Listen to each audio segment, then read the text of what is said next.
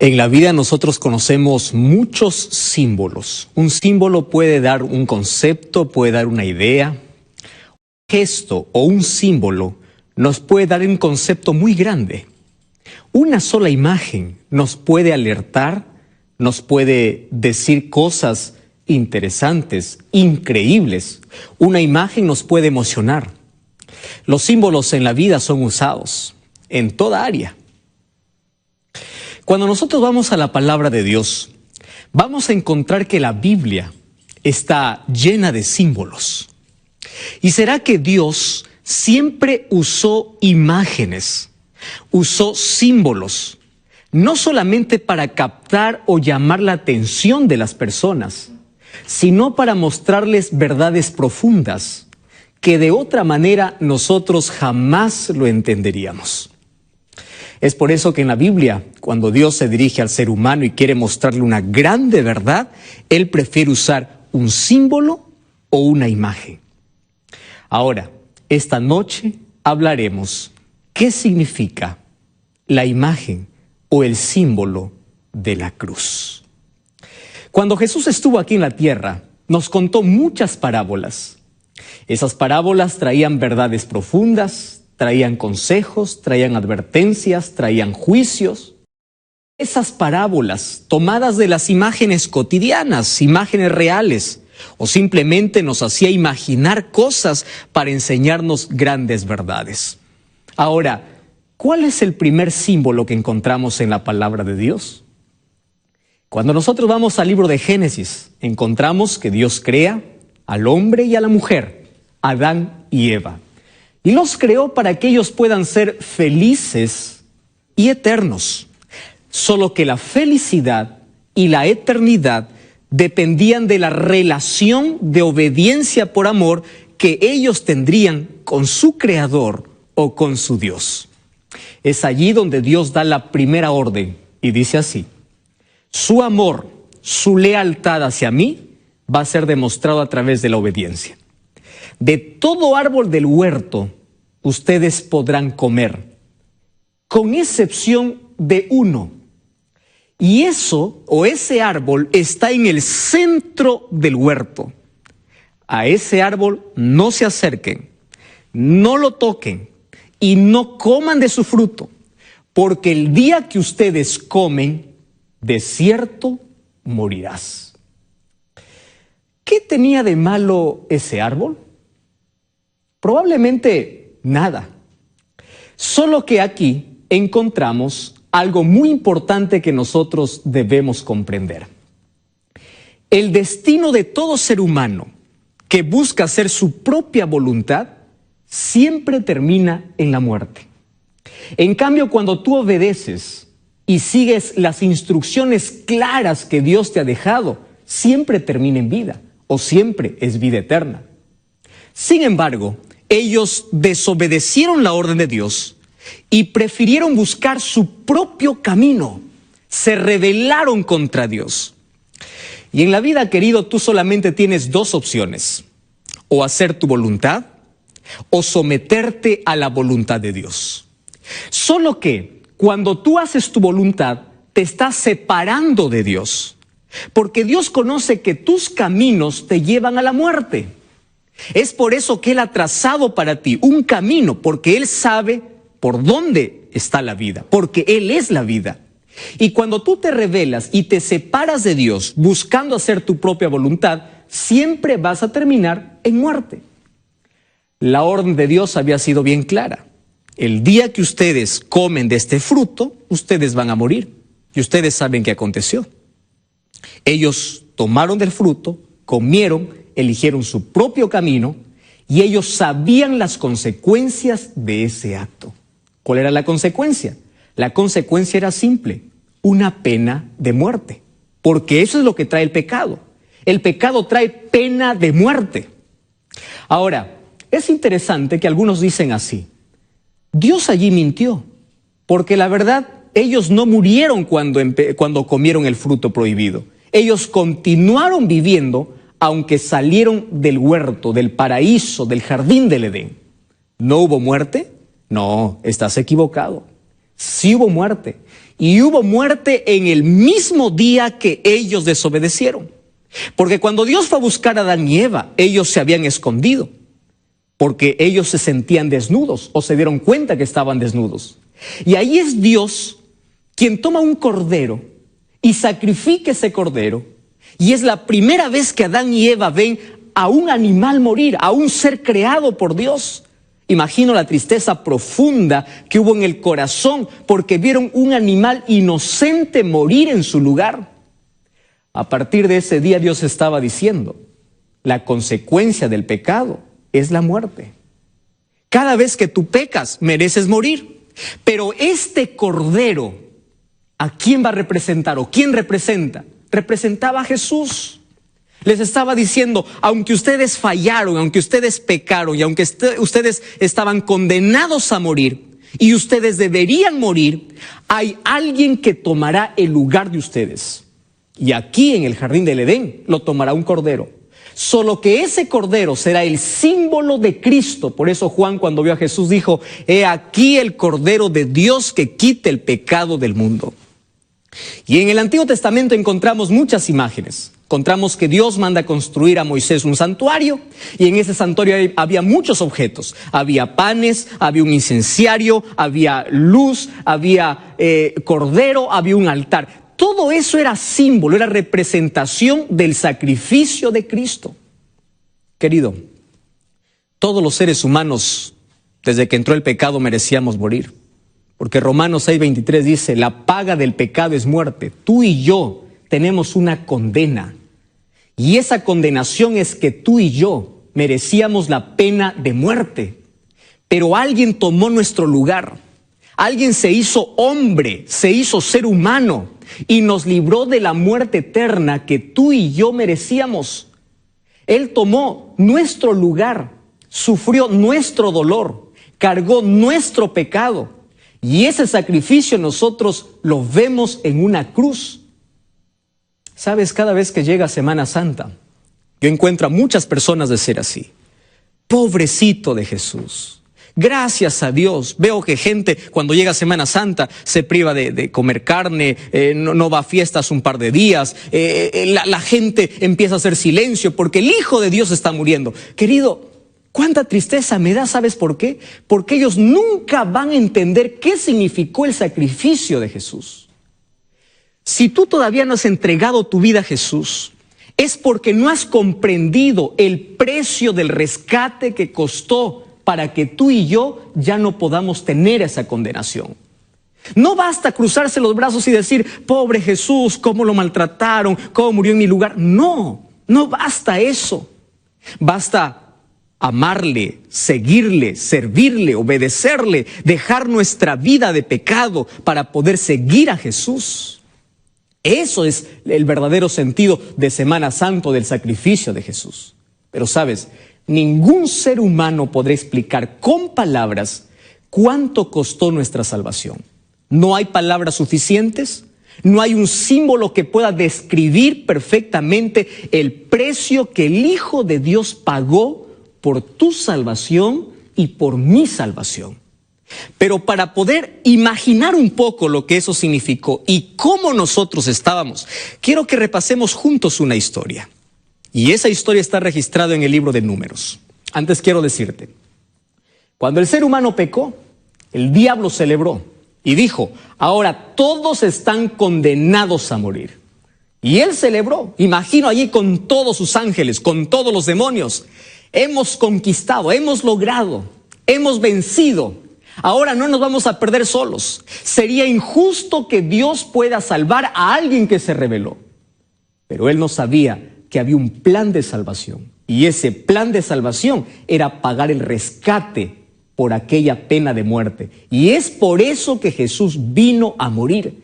Para decirnos cuán peligroso es el pecado. Para no entrar en el terreno del pecado. Para no jugar con el pecado. Porque el pecado lo único que me da es muerte. Ahora, yo voy a compartir contigo una historia. En el libro de Números, el capítulo 21, en los versículos 4 hasta el versículo 9, yo encuentro una historia que va a representar de manera simbólica más o menos todo el sacrificio que Jesús hizo a nuestro favor. Y para eso yo te invito para que tú puedas acompañarme con una Biblia. Si tienes una Biblia allí, por favor acompáñame en la lectura. Dice así el versículo 4. Vamos a leer una historia muy interesante. Dice así: después partieron del monte de Hor. ¿Sabes de quién está hablando? Del pueblo de Israel en su peregrinaje hacia la tierra que Dios les prometió, la tierra de Canaán. Ahora, mientras ellos estaban rodeando la tierra de Edom, allí encuentro la primera expresión. Dice: el pueblo se desanimó en el camino. ¿Por dónde comenzó? Por el desánimo. Pero no solamente eso. El versículo 5 dice así: y habló el pueblo contra Dios y contra Moisés y le dijo así. Mira esta expresión. Habló el pueblo contra Dios, murmuró, se quejó en contra de Dios. Y mira lo que dijo: ¿por qué nos hiciste subir de Egipto para que muramos en este desierto, donde no hay agua? Nuestra alma tiene fastidio de este pan liviano. En los versículos que yo voy a leer, vas a encontrar por lo menos 4 pecados que cometió el pueblo en este texto. Primer pecado: murmuración. ¿Sabes qué injusto es el ser humano con Dios? Siempre está dispuesto a murmurar, siempre está dispuesto a quejarse. Y querido, la queja es el camino para el ateísmo. Mientras una persona más se queja, está más cerca de poder dudar de la existencia de Dios. Yo encuentro a muchas personas que hoy se quejan porque empiezan a contar las dificultades de su vida en lugar de contar las bendiciones que Dios les dio. Y el pueblo era injusto. ¿Qué cosa dijo? Murmuró contra Dios y dijo: ¿por qué nos hiciste subir? ¿Sabes qué estaba diciendo? Dios es el culpable de lo que está aconteciendo. Ojalá nos hubiésemos quedado como esclavos allá en Egipto. Ojalá siguiéramos allá. ¿Por qué nos sacó Dios? ¿Sabes? Dios escucha toda queja que sale de tus labios. Es verdad que podemos contar a Dios nuestras dificultades. Es verdad que podemos desahogar, podemos abrir el corazón para con Dios cada vez que oramos. Pero qué triste es ver personas que lo único que conversan son quejas y quejas y quejas y quejas. La murmuración es retar a la sabiduría divina y la queja es el camino al ateísmo. Yo sé que hay dificultades en la vida, pero en lugar de poder quejarte, empieza a contar las bendiciones de Dios. Eso no significa que tú vas a esconder cuán mal te va. Es bueno compartir, pero no es bueno siempre quejarse en contra de Dios. Ahora, ahí viene una mentira. Mira, ¿y cuál es la mentira? Dice así: pues aquí no hay pan ni agua y nuestra alma tiene fastidio de este pan liviano. Pregunto, ¿eso es verdad? Claro que no, querido. Eso es mentira. ¿Acaso les faltó pan? ¿Acaso les faltó agua? Cuando estaba en el desierto, de una peña salió agua. Del cielo caía maná, el alimento de los ángeles, el alimento que les hacía mantener fuertes, el alimento que les daba vigor, fortaleza, el pan del cielo. Ellos estaban no solamente descontentos, sino que el segundo pecado es la mentira. ¿Por dónde comienza? Por una queja. Y un pecado te lleva a otro. El otro pecado es la mentira. Comenzaron quejándose, ahora están mintiendo. Dice, ni pan ni agua. Eso, totalmente mentira. Ahora, ¿qué cosa aconteció? Nuestra alma tiene fastidio. Aquí viene el tercer pecado, el descontento. Hay gente que no solamente se queja en la vida, sino que se descontenta de todo. De lo poco se descontenta, de lo mucho se descontenta. Mira, el siguiente pecado. Entonces, allí viene el cuarto. Ellos aquí expresaron no solamente su descontento, sino su ingratitud para con Dios. ¿No te parece que nos parecemos mucho a este pueblo? Nos paramos quejando, número 1. A veces mentimos o exageramos. Número 2. Número 3. Estamos descontentos con las cosas que recibimos o que tenemos. Y número 4. Nosotros también somos ingratos con Dios. Ahora, aquí yo encuentro 4 pecados marcados en el pueblo de Israel. Solo que después del pecado, ¿qué cosa viene? ¿Cuál es la paga del pecado? Es la muerte. Y aquí tú puedes encontrar lo siguiente. Versículo 6 dice así: y Jehová envió entre el pueblo serpientes ardientes que mordían al pueblo, y murió mucho del pueblo de Israel. Qué interesante. A mí me interesa mucho la expresión Jehová envió serpientes ardientes. ¿Significa que Dios se venga de todos aquellos que le desobedecen o es consecuencia? Mira, quiero invitarte a leer lo que dice el libro de Deuteronomio, el capítulo 8, el versículo 15. Un libro más adelante dice así, Deuteronomio capítulo 8, versículo 15, dice así: Jehová te hizo caminar por un desierto grande y espantoso, lleno de serpientes ardientes y de escorpiones, y de sed donde no había agua, y él te sacó agua de la roca. Es decir, en el desierto mientras ellos caminaban, estaba lleno de serpientes.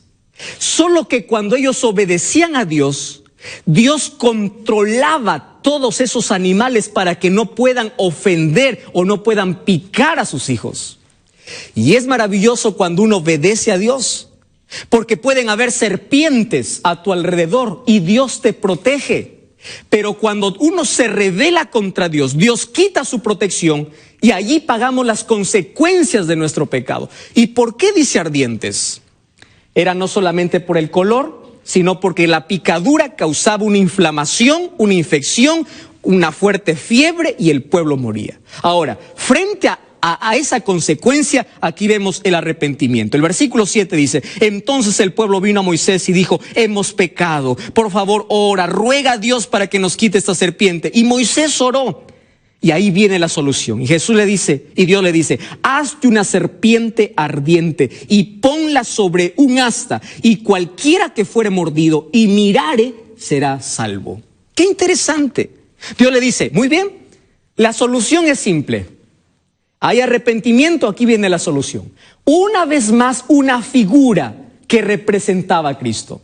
Ahora funde una serpiente, una imagen de una serpiente, levántala sobre un asta y todo el que mire es salvo. ¿Sabes qué cosa significa eso? Eso es un acto de fe. ¿Por qué un acto de fe? Porque tú crees que una persona normal puede creer que siendo picado por una serpiente, solo mirando a otra serpiente podría sanarse. Esto significaba creer en la palabra de Dios, y todo el que obedecía vivía. Y aquí me está diciendo que la salvación frente al pecado es simple. Mira a Jesús, mira la cruz. Ahora, han pasado por lo menos 500 años. Y esta serpiente, que un día era un acto de fe para mirar y ser salvo porque representaba a Cristo, se convirtió en idolatría. Que el pueblo, a través del tiempo, ya no miraba esa serpiente como un símbolo, sino como un ídolo, como un dios.